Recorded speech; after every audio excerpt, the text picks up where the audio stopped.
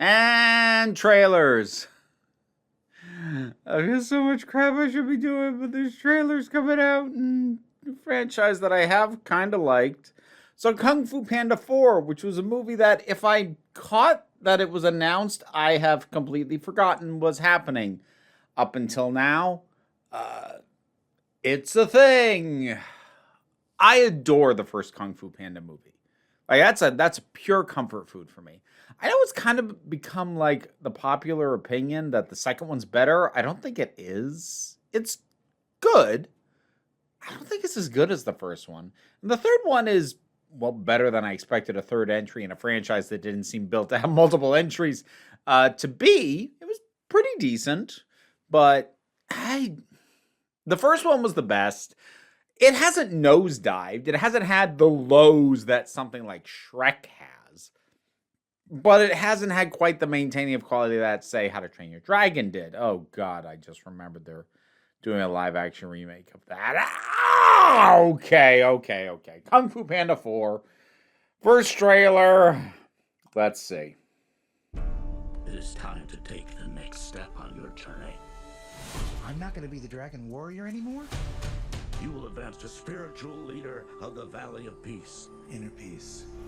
Dustin Hoffman's voice getting real scraggly. Dinner, please. Dinner with peas. And a sesame soy glaze. This is not working at all. Like, Thailand. really? Well, Once I possess the kung fu of every master villain, no one will dare question my power.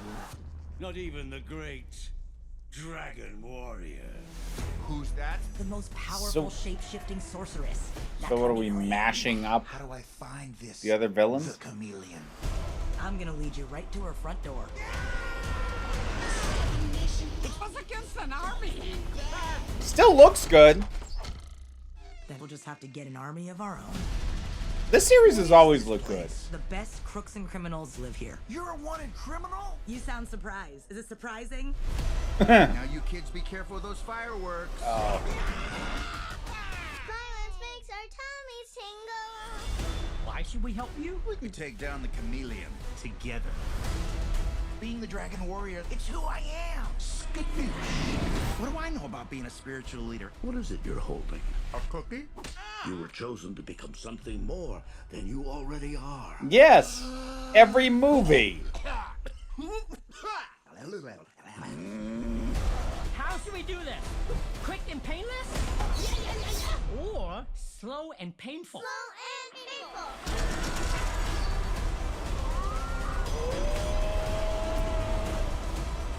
The action looks like it'll still be good. Chameleon.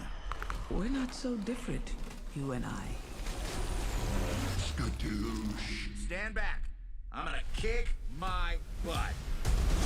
Okay.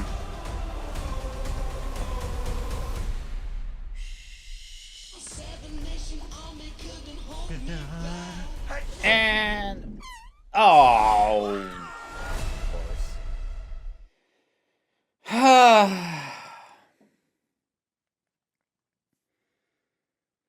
Like, to varying degrees, and I think this is part of why the first one hits the best for me. To varying degrees, every single entry has basically done the first one again, where he's had to like learn a new thing or like step up to match a new prophecy, and it's getting honestly at this point it's kind of rubbing against the initial themes of the first one, where like he was selected quote unquote by accident, but like he fit and it worked, but it wasn't because he was the most amazing warrior ever. He was the perfect warrior for the situation at hand. And I kind of liked that about the first one, that him being the hero wasn't because he was going to be the single most amazing thing ever. It was because for right here, right now, and what we're dealing with, you are what we need. And I always liked that about the first movie, but they never really recaptured that. after that for me, and this really feels like it's treading old ground.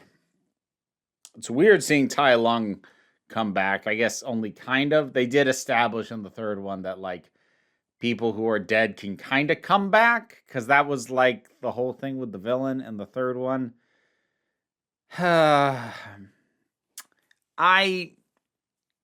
This would be something that maybe I'll check out on streaming.